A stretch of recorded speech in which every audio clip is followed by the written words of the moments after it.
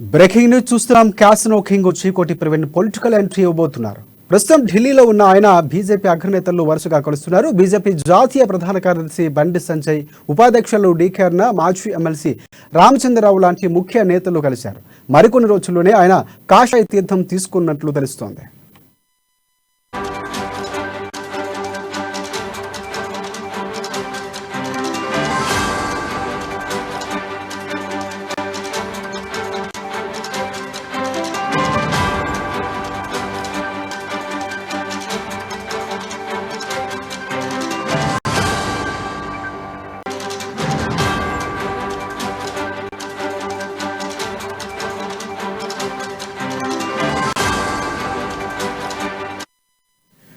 Breaking news చూస్తున్నాం. Casino king Chikoti Praveen political entry ఇవ్వబోతున్నారు. ప్రస్తుతం ఢిల్లీలో ఉన్న ఆయన బీజేపీ అగ్రనేతలు వరుసగా కలుస్తున్నారు.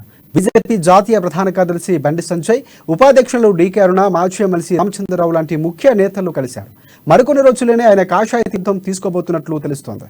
దీనిపై మరిన్ని అప్డేట్స్ మా ప్రతినిధి ఢిల్లీ నుంచి రాజు అందిస్తారు. రాజు, చెప్పండి. రాజశేఖర్, ఈ క్యాసినోకి సంబంధించినటువంటి కేసుల్లో ప్రధాన నిందితుడు చీకోటి ప్రవీణ్ తను ప్రస్తుతానికి బీజేపీలో చేరడానికి పూర్తి స్థాయిలో ప్రయత్నాలు చేస్తున్నారు. ఈ రోజు ఢిల్లీలోని కేంద్ర కార్యాలయంలో కీలక నేతలు, రాష్ట్రానికి చెందినటువంటి కీలక నేతలు కలిసారు. అందులో పార్టీ మాజీ అధ్యక్షుడు, ప్రస్తుతం దేశ పార్టీలో కీలక పదవిలో ఉన్నటువంటి బండి సంజయ్ని కలిసి తన ఇంట్రెస్ట్ ని బయటపెట్టినట్టుగా తెలుస్తుంది. అయితే ప్రస్తుతం ఉన్న పరిస్థితుల్లో నిజానికి చీకోటి ప్రవీణ్ పై ఈడీ కేసుతో సహా పలు కేసులు ఉన్నటువంటి విషయం తెలిసిందే. ఇటువంటి పరిస్థితుల్లో చీకోటి ప్రవీణ్ కి వెంటనే హామీ ఇవ్వనట్టు తెలుస్తోంది. దీనికి సంబంధించి పార్టీ పెద్దలను సంప్రదించి మాట్లాడాలని బండి సంజయ్ సూచనప్రాయంగా తెలిపినట్టు తెలుస్తుంది.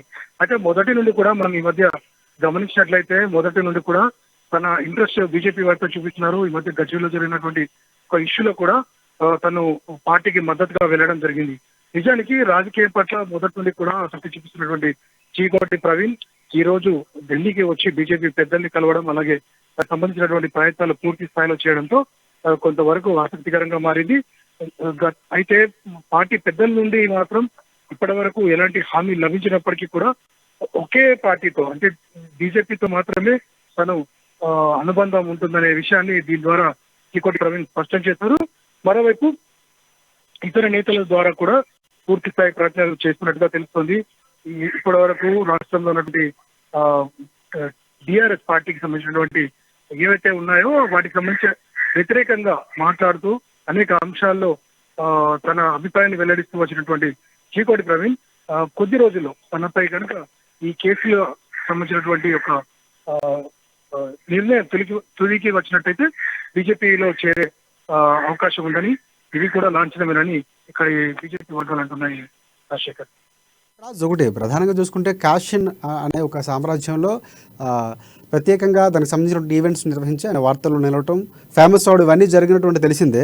ఆ తర్వాత ఆయన మీరు చెప్పినట్లు ఈడీ కేసులు ఇవన్నీ కూడా ఉన్నటువంటి నేపథ్యంలో ఇంకోటి ప్రధానంగా మాట్లాడితే ఆయన హిందుత్వవాదిగా, హిందువులకు సంబంధించిన ఎక్కడ ఏ ఇన్సిడెంట్ జరిగినా కూడా స్పందించడం, సోషల్ మీడియాలో హల్చల్ చేసినటువంటి పరిస్థితులు ఉన్నాయి. అంటే ఈ నేపథ్యంలో ఇవన్నీ చూసుకొని బీజేపీ దగ్గర ఎందుకు అవన్నీ చేసి ఈరోజు పార్టీలో చేరుతున్నారు అనుకోవచ్చు మనం, లేకపోతే ఆయన భావం అనేది హిందుత్వవాదంగా చాలా సందర్భాల్లో చెప్పినటువంటి సార్థంగా భావించవలసిన అవసరం ఉందా?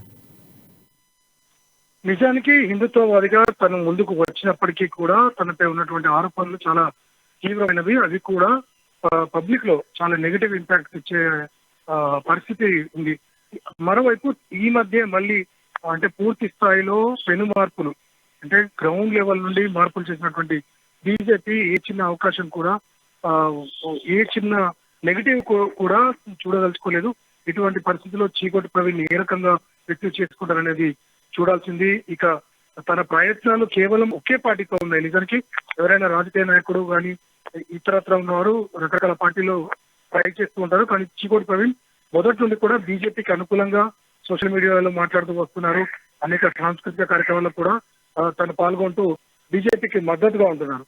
అయితే రాజకీయ పరంగా మాత్రం ఇప్పటి వరకు ఆ పార్టీ నుండి ఎటువంటి హామీ లభించినట్టే తెలుస్తుంది. ఒకవేళ తనకు సంబంధించి కేసులు కనుక క్లోజ్ అయితే అటువంటి అవకాశం మాత్రం ఉంది. అయితే ప్రొఫెషన్ పరంగా ఖచ్చితంగా ఇది పబ్లిక్ లోకి పూర్తిగా వెళ్ళినటువంటి నేపథ్యంలో అది కేవలం ఒక హాబీగా కాకుండా ఒక వృత్తిలాగా ఉన్నటువంటి పరిస్థితిలో చీకోటి ప్రవీణ్ ని తీసుకుంటే పార్టీకి నష్టం జరుగుతుందనే ఒక అభిప్రాయం కొంతమందిలో ఉన్నట్టుగా తెలుస్తుంది. కానీ దాన్ని కూడా అధిగమించి, ఎందుకంటే అది కేవలం తను ఒక టెంపరీగా దానిలో ఇన్వాల్వ్ అయ్యాను అనే విధంగా తను వారిని కన్విన్స్ చేయడానికి ప్రయత్నిస్తున్నట్టుగా తెలుస్తుంది.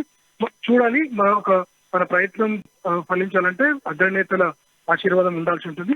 ఒకవేళ తను ఈ రోజు కలిసినటువంటి రాష్ట్ర నాయకులు ఏ రకంగా హామీ ఇచ్చారు, అలాగే వారు ఏ రకంగా పెద్దలకు చెప్పారు, దాన్ని బట్టి తనకు సంబంధించినటువంటి వివరాలు మళ్ళీ బయటకు వచ్చే అవకాశం ఉంది. Rajasekhar, thanks for updates Raj.